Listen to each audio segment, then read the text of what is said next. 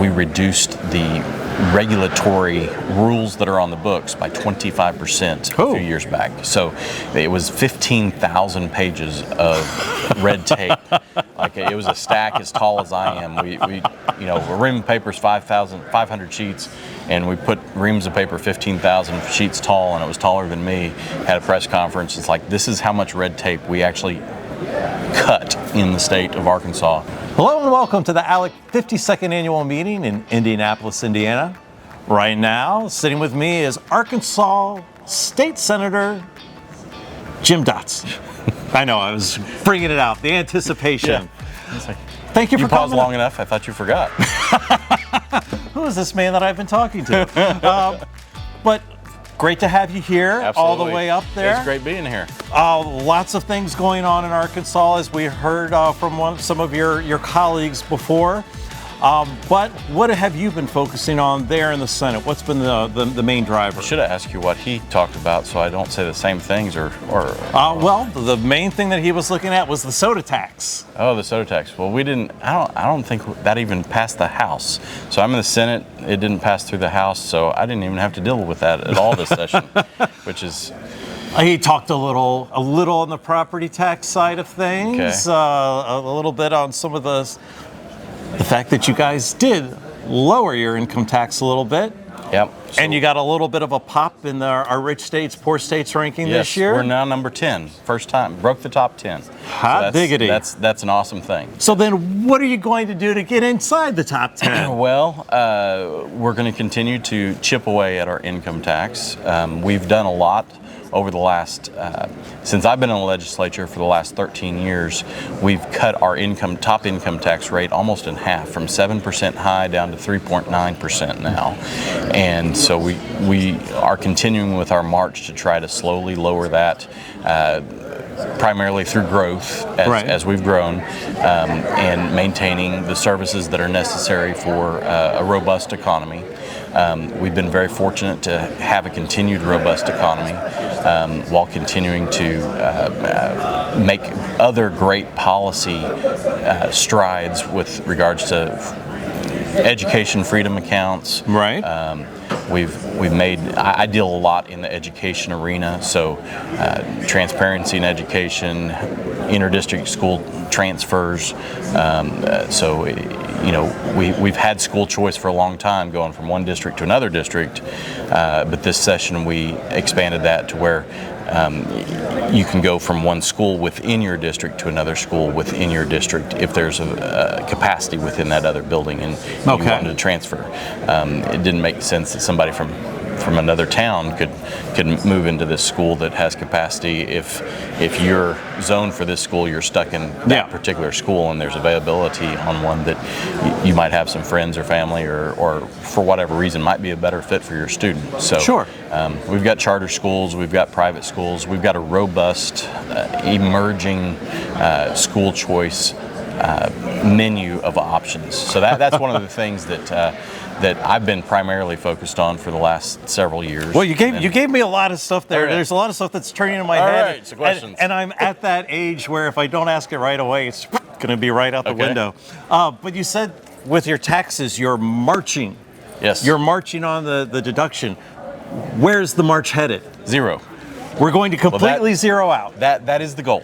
Now, how long it takes to get there? That was the next question. That is an undetermined thing at this point in time. But that is one of the things that Governor Sanders campaigned on, is to get us to zero eventually. I think whenever people hear a campaign slogan, they say, "Oh, it's zero," and it didn't happen like the next day. They're like, "Oh, you failed." Well, it's not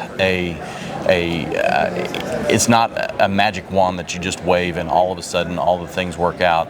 It does take a methodical approach, because if you just completely shut off the spigot entirely, all the things that you've been, we still have to have schools, we still have to have roads, we still have to have prisons, we still have to have all the other state services, and they have to be paid for in some way. We're not the federal government where we can just print unlimited amounts of debt. We can't go into debt as a state. So you've got to figure out both either how to wind down or reallocate one way or another. Yep. So as you were saying, if it just goes to zero, all of a sudden there's all these places that need to be fed. Absolutely. And then that's got to be kind of scary as a people legislator. really hate other types of taxes as well, even more so than income taxes. They hate property taxes. I hate property taxes. You never feel like you own your property. And so do not get me started on property taxes. That is something that, okay, we don't have a state property tax, but we do have local property taxes for school districts and different things like that. So if you eliminate some of those things, then where does that burden lie? It lies oftentimes most of the three main taxes states collect: property, income, and then sales tax. Those are the three primary taxes for state government budgets, and we have the highest state sales tax in the nation. So, really? Well, I think we're down to number third highest now. Tennessee, and I forget, somebody just jumped in front of us. Wait, so two southern states, at the very least, have two of the three worst sales tax. Tennessee has a 0% income tax, though. So they have shifted most of their stuff, well, all of their stuff, to sales tax. But their sales tax is high and higher than ours. And then I think it's Louisiana is the third one that just jumped up to number 2 and took our spot at number 2 highest on sales tax, which is not a great place to be. But we have basically one of the lowest property taxes in the nation. So we kind of have a mix. About half of our revenue comes from income tax and half of it comes from sales tax as a state. And so if you go to zero with half of your revenue, you're kind of stuck with options. Right. So we've been bending down that over the last decade plus of our dependency on the income tax. The challenge of it is kind of like the Laffer curve. When you lower the rates, you get more revenue coming in with the remaining rate because you've broadened the base. And so even though we've cut the rate almost in half over the last decade plus, we're still collecting about half of our state revenues coming from income tax. Right. So it gets progressively harder and harder to lower it more and more because every percentage that you drop is a bigger percentage of that half of the budget. Right. So anyway. So there's only so many places to go. Yeah, you just have to continuously grow your way out of bad tax policy if you're doing it in a responsible way. Well, then I would think if you do it, rip the Band-Aid off, there's a lot of pain and then the folks that are the ones that have the willpower to do it, they get kicked out of office, and people who are willing to increase the taxes come in, and you're in a worse situation than you were before you started. Right, but I would think, again, as you're talking about, if we're going to drop these rates and get it through growth, then there's also got to be a partner package in there that deals with what is restricting growth. Mm-hmm. There's got to be something on the regulatory side that's going to over the permitting and the taxing and the other things that are going to slow down the reasons why people are investing in Arkansas. So why are people and businesses investing in Arkansas? Well, we're making it more attractive to invest in the state of Arkansas when you stop taxing capital at a higher rate.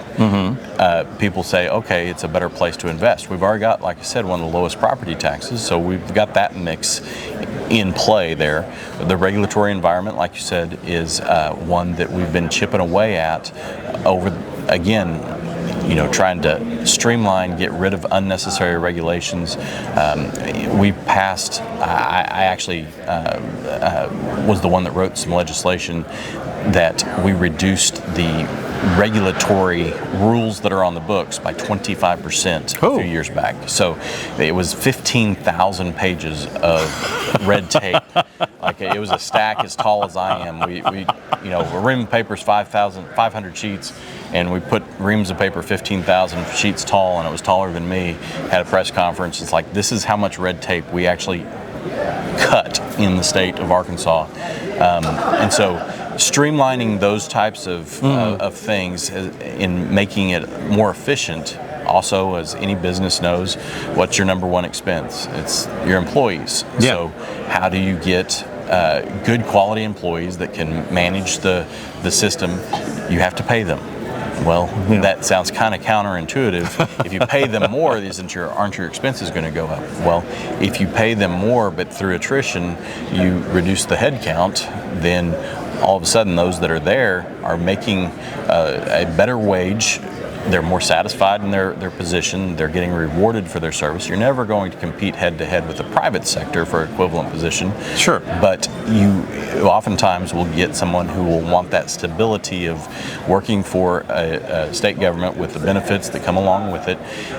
You get that higher caliber employee that can actually do more than what several different folks that aren't quite as highly trained, and so you reduce the overall expense. So cutting those expenses, cutting the regulations on businesses so that they want to invest in our state and employ folks, expanding the pool of available tax revenue as Right. it's coming in, because more people coming in buying more things, that increases your sales tax base and helps you reduce the income tax. Yeah. So it's just like I said, it's a march. It's a slow march. There's no magic wand to get there. Well, yeah, but there are tools available to people. You know, and that's one of the great things about ALEC. You know, we've got the model policies that'll help push you this way or that way, depending on what it is that you're doing with the regulations. And you know, you've been coming here. You've been a part of ALEC for a number of years. Yeah, I think my first ALEC meeting was in 2013, and we were in Chicago that year. And so it's been, a dozen years at ALEC. I'm now, I became the state chair for Arkansas 2017 or 18, and then came on the board of directors in 2021, I believe it was. So I've been on the board here for the last few years, and I'm the treasurer this year. As the state chair, as a board member, give the sales to. This is why you should join ALEC. Yes, No, join ALEC. What is the average state legislator? What is he going to get when he joins ALEC? Well, you're going to have access to a wealth of experience from legislators all across the country that have dealt with the same issues that you've dealt with or you're dealing with in your state.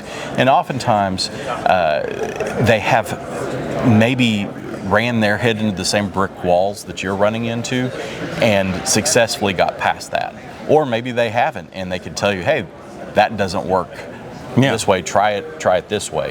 And so you get that, every time I come, I've already had a couple this morning where I know some more state legislators in other states. As I'm driving through now, I can call them up and we can go to dinner or build those relationships and get like-minded policy solutions for issues that you're facing. We all face we all have roads, we all have bridges, we all have prisons and education and all of these things. What are the best ideas that can help address the issues that we all face?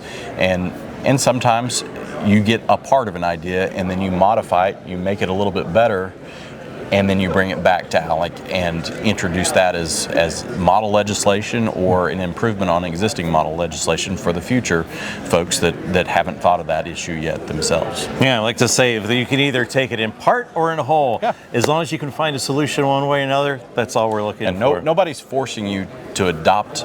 It's not a cut and paste. No, and it has to be applied for your state with whatever the parameters are. That every state's a little bit different, but it is a great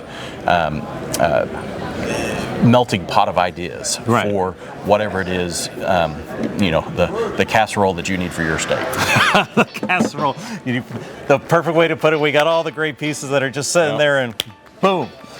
Okay, Arkansas State Senator Jim Dotson, ALEC board member as well. Yes. Great to have you on. Absolutely. And we'll have more from the 52nd annual meeting in Indianapolis.